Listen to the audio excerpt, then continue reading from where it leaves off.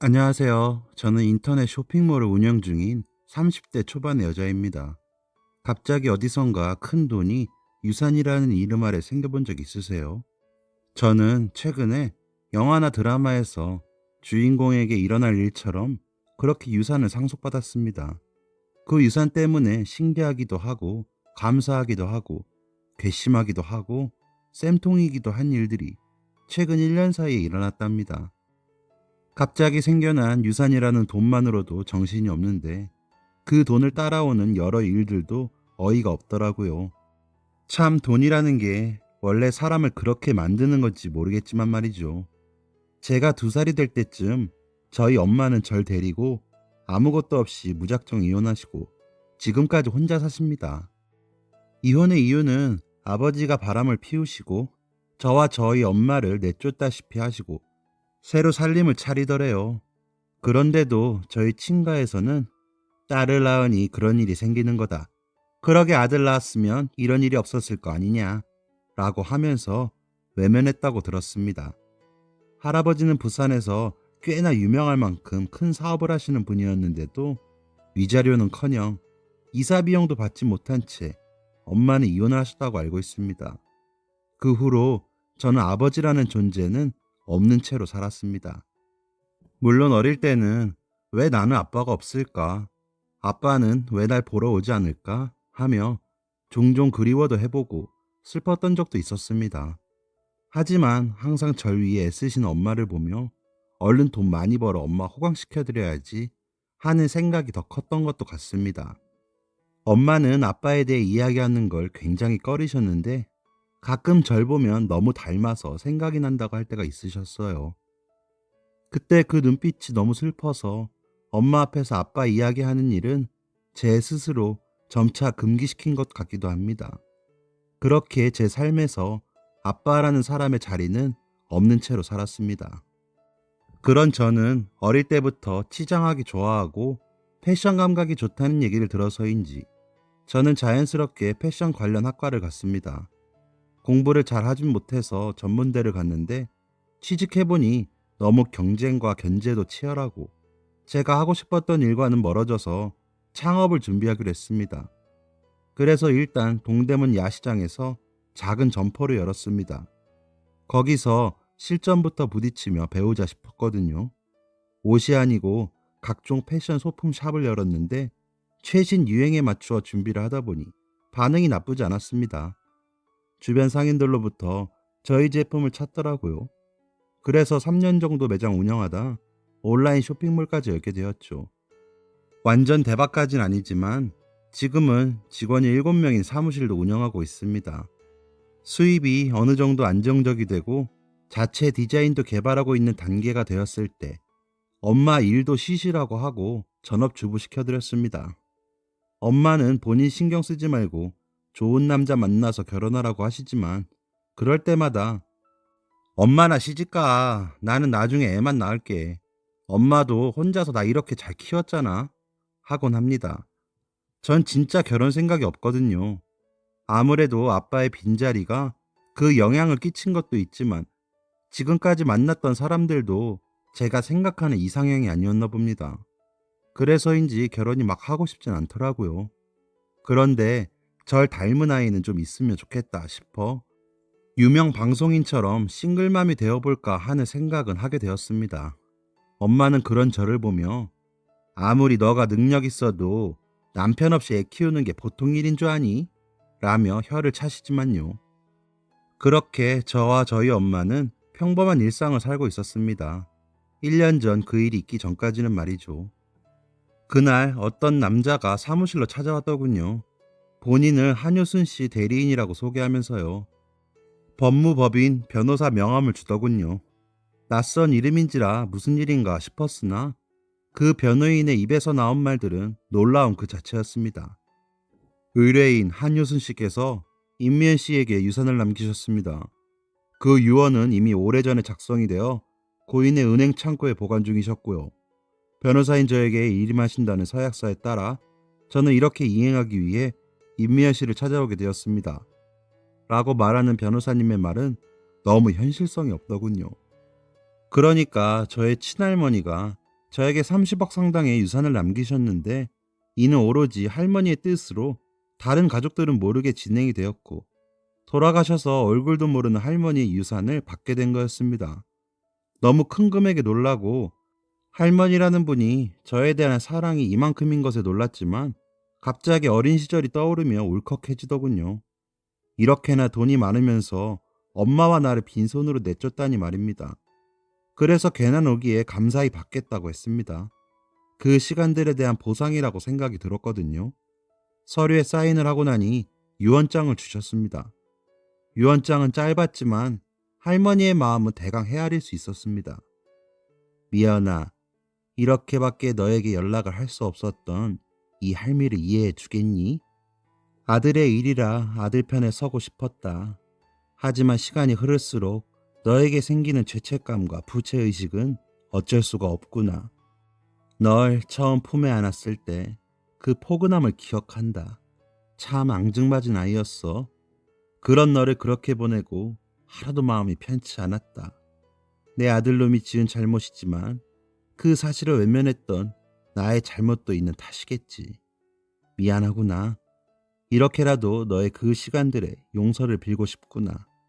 이 할미가 용서가 되면 할미 무덤에는 한번 와주겠니? 잘 자라주어 고맙다. 이 돈이 너의 앞날을 좀 편하게 하는데 도움이 되길 바란다. 괜히 눈물이 나더군요. 왜인지는 모르겠지만 그냥 눈물이 났습니다. 엄마에게 전화해서 사실을 말하고 할머니는 어떤 분이었냐 물었습니다. 엄마께서는 한참을 말없이 계시더니 일단 집에 와서 이야기하자고 하시더군요. 그래서 직원들에게 오늘은 좀 일찍 퇴근하겠다고 말하고 집으로 향했습니다. 별의별 생각이 다 들더군요. 이 돈을 받지 말았어야 하는 건가 하면서요. 집에 도착하니 엄마께서는 소파에 앉아 계시다 절 꼭 안아주시더라고요. 그러더니 우셨습니다. 그런 엄마를 토닥여드리고 손잡아 드리면서 마음이 아팠습니다. 우리 엄마 진짜 고생 많이 하셨거든요. 어린 저까지 달고 여자 혼자 얼마나 험하셨겠어요. 빈손으로 쫓겨난 여자가 사람들 눈치가 보여 살던 부산에서 서울로 도망치듯 올라와 애 없고 시장 작은 가게에서 먹고 자고 하며 절 키웠으니까요. 그 가게도 외삼촌이 돈을 해주셨는데 창피하니까 다시는 연락도 말라고 하며 주셨다고 하더라고요. 그래서 애도 어디다 못 맡기고 혼자서 다 하시면서 고생한 그 시간들이 생각나 우시는 것 같아 도저히 무슨 말이 떠오르지 않았습니다. 겨우 눈물을 멈추신 엄마는 저의 얼굴을 한참 보시더니 너희 할머니는 참 알 수 없는 분이셨어. 너희 할아버지가 제대로 굉장한 집안이셨거든. 부산 그 동네에서는 너희 할아버지 땅 안 밟고 못 지나간다 그랬으니까 라며 이야기를 시작하셨습니다. 엄마의 말에 의하면 할아버지만큼은 아니었지만 할머니께서도 대단한 집안의 따님이셨다고 합니다. 그래서 할아버지께서 하시는 회사에도 지분이 있어서 회사에도 가끔 나가보시고 하셨다고 하시더라고요. 그 당시에 그런 일은 흔하지 않은 일인지라 주변에서 대단하다고 이야기가 나올 정도였다고 하더라고요. 엄마가 아빠와 결혼 때문에 인사를 갔을 때도 별 말 없이 그저 잘 부탁한다 라고만 하셨고 그 이후로도 어머니에게 크게 나무라시거나 참견하는 일 없이 그 당시 시어머니 치고는 시집살이도 없었다고 하더라고요. 그렇다고 며느리들한테 막 살갑지도 않으셨는데 생일이 되면 꼭 선물도 하시고 꽃도 보내시고 편지를 쓰셨대요. 명절에도 수고했다고 용돈도 주시고요. 큰아버지가 딸만 넷에 저까지 딸로 태어나자 할아버지가 굉장히 노여하실 때도 할머니는 손녀들을 엄청 예뻐하셨다고 하시더라고요. 그나마 할머니께서 계셔서 결혼 생활을 할 수 있었던 것 같다고 하시는 엄마께 왜 아빠랑 결혼했냐고 물어봤습니다. 너의 아빠는 술 좋아하고 사람 좋아하는 사람이었어. 그래서 그런지 볼 때마다 웃더라. 너희 외삼촌하고 친구여서 자주 마주쳤거든. 그런데 하루는 너희 외삼촌이 그 친구랑 선을 보라더라. 부모님 없이 오빠랑 살던 나를 부잣집 남자가 좋다 하니 안 만나볼 이유가 없었지. 그때는 또 얼마나 잘하던지 속아 넘어갔지. 라며 씁쓸히 웃는 엄마가 안쓰러웠습니다. 그러시면서 없는 엄마 밑에서 크느라 고생한 우리 딸, 이제는 좀 여유 있게 살게 돼서 엄마는 너무 좋다. 원래 너가 누려야 했던 것들이니까 지금이라도 누려. 너희 아빠는 능력이 없어서 아마 지금도 월급만 받을 거야. 그때도 집에서 인정받던 사람은 아니었거든. 그래서 아들 타령을 지겹게 했어. 너희 큰아버지가 회사 일을 다 보셨는데 본인이 아들이라도 있어야 회사에 들이밀 것 아니냐면서 그러더니 밖으로 돌더라. 배부른 여자 데리고 와서는 아들 임신했으니까 이혼하고 나가라 할 때까지 나는 설마 했어. 라고 하시는데 마음속 깊은 곳에서 분노가 치밀더군요. 그래서 가만 놔뒀어? 머리채라도 잡지. 라고 하니 너희 할아버지한테 가봤자 아들이라는 그 한마디에 너랑 같이 그 자리에서 쫓겨날 것 뻔했지. 아들 손주 없으신 게 다 며느리들 탓이라고 믿는 분이셨으니까. 라며 눈물을 흘리시더군요. 그래서 일단 외삼촌 집으로 피했다가 며칠 뒤 집에 가보니 그 여자가 살림을 하고 있더랍니다. 너무 놀라 할머니를 찾아가셨는데 손을 꼭 잡은 채로 우시기만 하셨대요. 그리고 무슨 말씀을 하시려는 순간 할아버지께서 나타나셔서 엄마를 질질 끌어 내쫓으셨다고 하더라고요. 절 생각해서 제발 한 번만 봐달라고 비셨는데 딸 데리고 어디 장사하냐면서 문 닫고 들어가시더랍니다.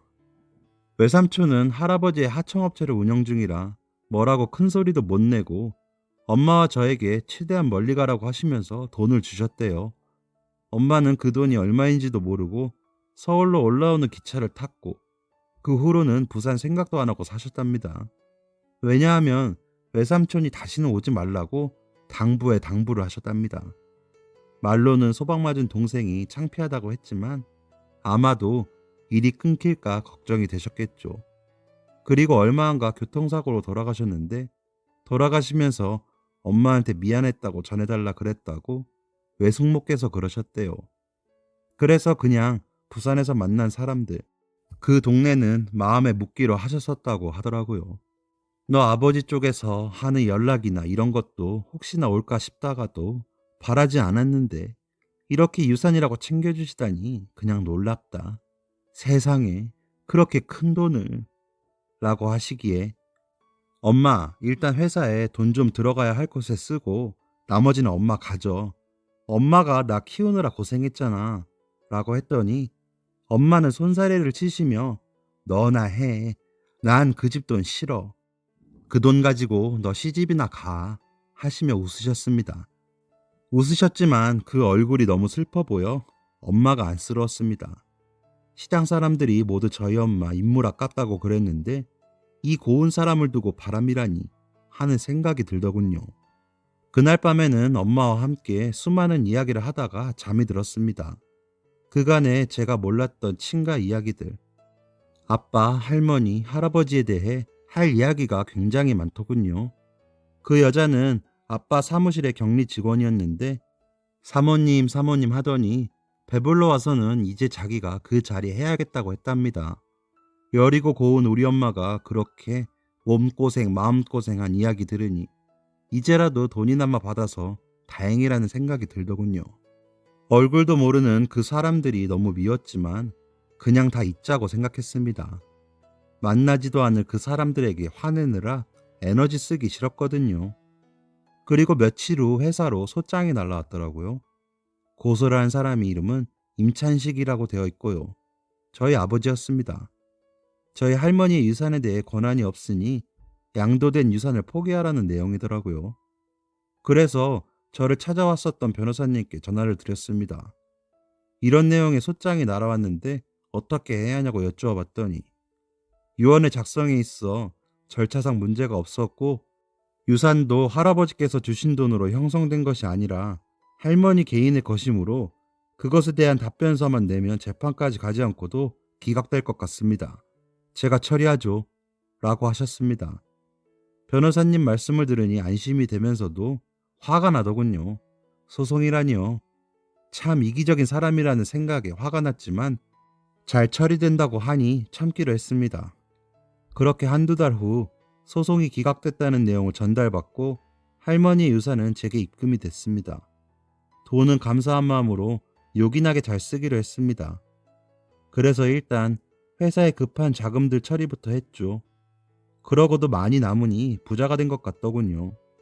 그래서 엄마께 좋은 옷도 사드리고 스파도 끊어드리고 집도 알아보며 지냈습니다. 그런데 며칠 뒤 어떤 여자분이 찾아오더군요. 굉장히 화려했지만 촌스러움이 몸에 가득한 딱 봐도 드센 여자분이셨습니다. 저희 직원이 무슨 일로 왔냐고 묻자 여기 임미연이 어딨어? 하더군요.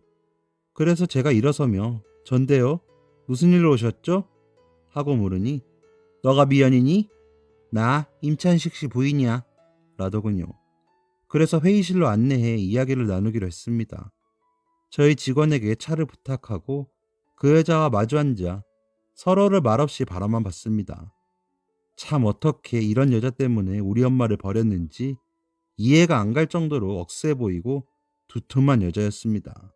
차가 나오자 마시더니 너희 아버지와 참 많이 닮았구나 라는 말로 입을 떼더군요.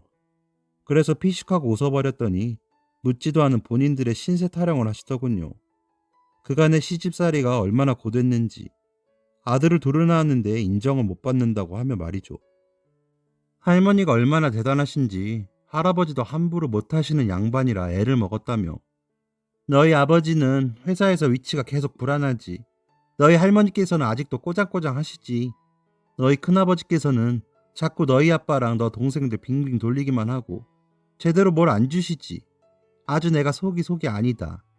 나까지 직원으로 등록돼서 월급은 나오는데 그걸로 되니? 그런데 너는 이렇게 회사도 있지 않니? 다 달라고도 안 할게. 반이라도 좀 줘. 그 돈 뭐 얼마나 하니? 그냥 여태 없었던 것처럼 앞으로도 살면 되지 하는 겁니다. 어이도 없고 더 이상 들을 가치도 없어서 그 사람들이 저랑 무슨 상관인지 모르겠지만 제가 뭘 해드릴 건 없는 것 같네요. 돌아가시고 다시는 이렇게 찾아오지 마세요. 소송도 안 되는 그런 일로 이게 무슨 짓이죠? 라고 하며 일어섰더니 소리를 높이더군요. 아니 이게 어른이 좋게 이야기를 하면 알아들어야지. 어디서 일어나? 가정교육을 그따위로 배운 거야? 그러니까 니네 엄마도 쫓겨나는 거야. 하는 꼴이 얼마나 그랬으면 너희 아빠가 나한테 아들 낳아달라고 왔겠니? 그리고 내가 그 할망구 수발을 얼마나 힘들게 들었는데 너가 뭐라고 그걸 다 가져. 다 내 아들들 거야. 내놔! 라고 소리치더군요. 우라가 치밀더군요. 더 상대하고 싶지도 않았지만 잠자코 있을 수만은 없어. 그러게 가정 있는 남자 애 임신해서 본천 내쫓고 살면 좋기만 할 줄 알았어요? 할머니가 손녀 안타까워서 준 돈을 왜 당신이 탐내?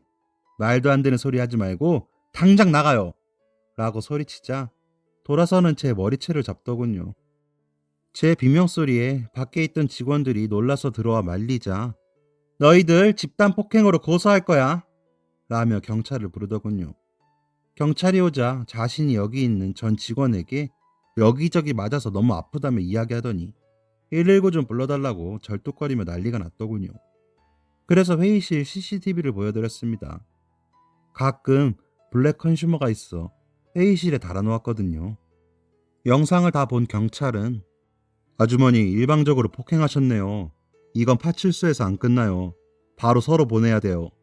라더니 저에게도 동행할 것을 요청하시더군요. 파출소에서도 내가 누군지 알고 이렇게 대하냐며 너희 가만히 안 둔다고 소리를 지르며 난동을 부리더군요. 참, 그 돈 때문에 저러는 건지 원래 저런 사람인데 아버지란 사람은 함께 사는 건지 대단하다고 생각이 들었습니다. 얼마 지나지 않아 굉장히 평범한 중년의 남자가 들어오며 그러게 가만히 좀 있으랬더니 이게 뭐하는 짓이야? 라며 그 여자분을 나무라더군요. 그 남자의 얼굴을 보자마자 알았습니다. 제 아버지라는 것을요. 진짜 저와 콧날이며 눈매가 많이 닮았더라고요.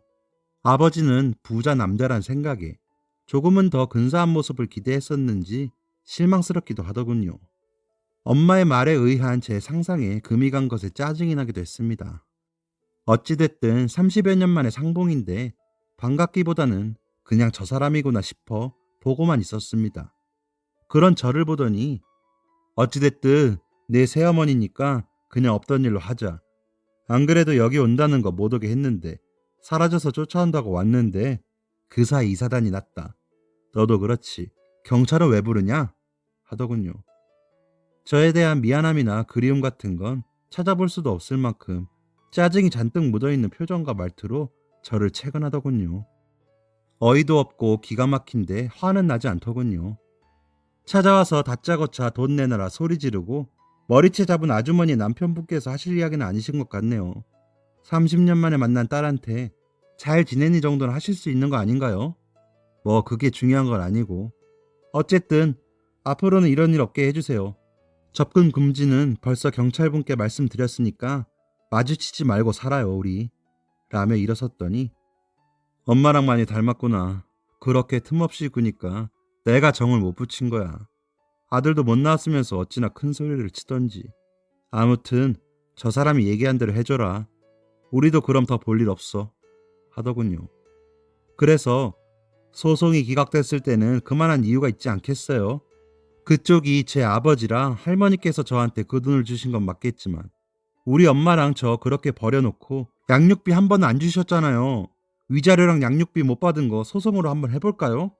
그나마도 더 내놓기 싫으면 조용히 계세요.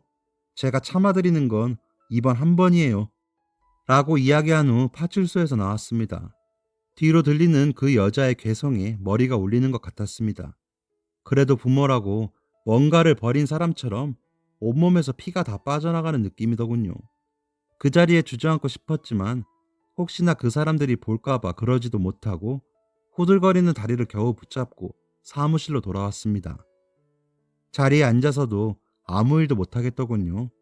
직원들도 눈치만 보고 아무 말도 묻지도 않는 게 눈에 보여 조금 일찍 퇴근들 시키고 텅 빈 사무실에 앉아 있는데 속상했습니다. 눈물이 나더군요. 이제는 진짜로 아버지라는 사람을 제 안에서조차 지워야겠다는 생각을 한 것 같습니다.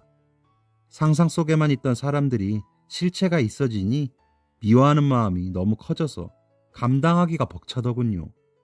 진짜 너무 믿고 싫어져서 제 몸에 그 사람의 유전자를 다 빼버리고 싶다는 유치한 생각까지 들더라고요. 그리고 그 사람들이 또 이렇게 찾아오면 그땐 어쩌지 하는 생각도 들었습니다. 그날 밤 집으로 돌아가 엄마에게 오랜만에 맥주나 한잔 하자면서 맥주를 마셨습니다. 제가 어릴 적부터 일 끝난 엄마는 소주를, 저는 사이다를 마시며 수다를 떨곤 했거든요. 어릴 땐 그게 그렇게 재밌었는데 나중에 커서 보니 엄마도 사는 게 힘든데 다른 데 가서 풀 데는 없으니 어린 딸과 그렇게 푼 것 아닐까 하는 생각이 들더군요. 그래서 저도 동대문에 매장을 차리고 일이 힘에 부치고 할 때면 맥주를 사들고 집으로 들어가 엄마랑 수다를 떨곤 했거든요. 그날은 엄마와 마시는 맥주가 참 달고 시원했습니다. 마음이 아픈 만큼 술은 달더라고요. 정말 양육비와 위자료를 청구할까 두려웠는지 그 여자는 다신 찾아오지 않더군요. 대신 일주일에 두세 번씩 전화를 했습니다. 그 여자는 자기가 할머니 병간호도 다 했는데 그 돈은 내 돈이다부터 천년이라고 이때까지 무시하는 것도 다 참았더니 그놈의 할망구 앞으로 된 재산은 다 손녀들만 나눠줬다며 사촌 언니들은 큰아버지가 계시니 어쩔 수 없고 너는 내놔야지 하며 제정신이 아닌 소리들만 하더군요. 그렇게 3개월을 시달렸습니다. 처음 전화 빼고는 다 녹음해 놓았습니다. 통화 목록도 다 뽑아 할아버지 회사의 인사팀 앞으로 저희 회사 이름에 공문을 보냈습니다. 귀사의 직원인 선춘현 씨가 갈취를 목적으로 지속적인 협박을 가하고 있다며 조치가 취해지지 않을 경우 언론 제보와 함께 소송을 불사할 것을 밝히며 더 이상 자시하지도 않겠다는 내용으로요. 그랬더니 그 여자에게서 더 이상 전화가 오지 않더군요. 아마도 회사 관리를 하시는 큰아버지께서 조치를 취해 주셨을까요? 그 사이 저와 저희 엄마는 새로 건축된 아파트로 이사했습니다. 전부터 저희 엄마께서 신축 아파트에 사시는 게 소원이라고 하셨거든요. 기존에 살던 낡은 주택은 신혼부부에게 전세를 주었습니다. 그러고 나니 엄마는 제 결혼을 더 바라는 눈치셨지만 전 결혼 생각이 더 없어졌습니다. 그러다 얼마 전 아버지께서 혼자 찾아오셨더군요. 전과는 다르게 좀 차분해진 모습이셨습니다. 무슨 일로 오셨냐고 물으니 어디 가서 이야기 좀 하자 하시더군요. 그래서 근처 카페로 가 마주 앉았습니다. 음료를 시키고 앉아 보고 있자니 깊게 패인 주름들이 보이더군요. 녹록하지 않은 삶을 산 것 같아 보였고 어딘가 지치고 피곤해 보였습니다. 그 와중에 저와 닮은 얼굴에 괜히 골이 나더군요. 어쩐 일로 오셨어요? 그동안 주지 못한 양육비랑 위자료 주려고 오셨어요? 하니 웃으시더군요. 엄마가 말한 웃음이 저런 걸까 하며 보고 있자니 그래도 자식이라고 땡기는 게 있는지 그날 그렇게 보고 나니 눈에 밟히더라. 너희 엄마가 야무지게 잘 키웠구나. 네 말처럼 양육비도 위자료도 못 주지만 그래도 세상에 나오긴 해줬잖니? 라며 또 웃더군요. 웃기세요? 저랑 엄마는 그렇게 웃을 만큼 여유있지 않게 살았어요. 참, 요즘 시대에 딸이라서 맨몸으로 내쫓긴 여자와 엄마가 있을까요? 웃기긴 하죠. 라고 했더니 참 날 미워하는구나. 그래, 그렇겠지. 근데 그땐 나도 사정이 있었다. 아들은 급한데 네 엄마는 애기 더 낳기 싫다고 하지. 그래서 어쩌냐? 밖에서라도 나아 들어와야지. 안 그럼 회사 다 뺏기게 생겼는데 하며 또 웃더군요. 그 웃음은 즐겁기보다 피곤하고 지침이 묻어나 보였습니다. 자신의 처지를 감추기 위함 같았다거나 해야 할까요? 그래서 그렇게 소원하던 아들이 두 분이라고요? 회사는 생각처럼 차지하셨어요? 듣자하니 그러지도 못하신 것 같던데요? 라고 물으니 돌아가신 너희 할머니가 곁을 안 내주시니 너희 할아버지도 방법이 없지 않았겠니? 그 사이에 너 큰아버지가 사위들 앞세워서 다 한 자리씩 차지했지. 내 동생들은 그냥 들러리야. 그래봤자 사위 새끼들 다 남인데 너희 할아버지도 이제는 나이가 많아서 이러지도 못하고 저러지도 못하지. 라며 한숨을 쉬더군요. 처량해 보이는 모습에 자칫하면 동정할 뻔했습니다. 하지만 저도 못된 아이인 건지 웃음이 나더군요. 한번 터진 웃음은 좀처럼 그치지 않아 한동안 고개를 들지도 못하고 크크거리며 계속됐습니다. 한참을 그렇게 웃었던 것 같습니다. 그런 저를 놀란 눈으로 보고 있는 아버지라는 사람에게 그러게 조강 지쳐버리고 잘 살아질 줄 알았어요. 할머니께 다시 한번 감사드리네요. 그러신 줄도 모르고 친가 식구들 다 미워했었는데 라고 했더니 그제서야 표정이 안 좋아지시더군요. 그 얼굴을 보니 웃음은 더 터지고요. 커피를 마시며 겨우 진정을 시켰습니다. 가세요. 그리고 다시는 오지 마세요. 저는 더 이상 아버지라는 그쪽 만나고 싶지는 않네요. 다음에 오시려거든 위자료랑 양육비 갖고 오시던가요. 본인 신세 한탄을 왜 여기서 하세요? 라고 말하자 그래도 핏줄이라고 보고 싶었다. 나라고 뭐 편했겠니? 너도 봐서 알다시피 그 여자 힘든 스타일이고 아들이라고 있는 것들은 다들 모자라서 너 동생들은 대범하지가 못해. 그 틈에서 나도 힘들다. 그런데 어쩌니 너희 할아버지가 아들만 낳아오라고 하니 난 믿었지. 그런데 너 이번에 공문 보내고 하는 거 보니 야무지더구나. 너희 큰아버지도 놀라더라. 라며 이야기하더군요. 그래서요. 뭐 이제라도 저 데려다 키우시게요? 그러기에는 제가 이제 너무 컸어요. 할머니 덕분에 지금 융통도 원활해져서 일도 더 잘 되고요. 앞으로도 바뀔 건 없어요. 계속 서로 없는 채로 살아요. 아, 할머니 산소에 성면을 갈게요. 너무 감사해서 안 가면 안 될 것 같네요. 그리고 앞으로는 마주쳐도 아는 척하지 않아 주셨으면 좋겠어요. 그리고 제가 동생이 어디 있나요? 전 외동딸입니다. 하고 일어섰습니다. 다시 사무실로 돌아가며 엄마에게 전화해서 괜히 밥 먹었냐, 일하기 싫은데 쇼핑이나 갈까 하며 쓸데없는 소리를 했더니 우리 딸 무슨 일 있니? 일이 힘들어? 하는 엄마의 목소리를 듣자니 눈물이 나더군요. 엄마가 사랑했던 남자는 저렇게 형편없는 사람이라고 왜 저런 남자를 사랑해서 날 낳아 고생했냐고 말하고 싶었지만 그럼 엄마 마음이 너무 아플 것 같아 말할 수 없었습니다. 그래서 그냥 오늘따라 일하기가 싫어서 다시 들어가야지 하고 웃어버렸습니다. 그리고 사무실로 돌아와 정말 미친 사람처럼 일했습니다. 그 덕인지 쇼핑몰 수익도 점차 더 좋아져 직원을 더 뽑기도 했고요. 진짜 돌아가신 할머니가 도와주시는 건가 하는 생각이 들 정도로 잘 되고 있습니다. 그래서 얼마 전 변호사님께서 알려주신 주소대로 찾아가 할머니 커다란 꽃다발 사서 성묘를 하고 왔습니다. 역시나 부자시라 그런지 딱 봐도 좋은 땅에 훌륭하게 봉분을 꾸미셨더라고요. 얼굴도 모르는 분이라 그런지 눈물이 나거나 하진 않았습니다. 그저 너무 감사한 마음만 가득했습니다. 그래서 앞으로 더 열심히 살겠다고 약속하고 감사 인사도 하고 왔습니다. 종교가 없어서인지 어떻게 해야 할지 몰랐지만 그저 감사한 마음을 전달하고 싶었습니다. 내년 할머니 기일쯤 해서 다시 올게요 하고 왔죠. 그리고 나서 저는 일상을 되찾고 제 할 일하며 잘 살고 있습니다.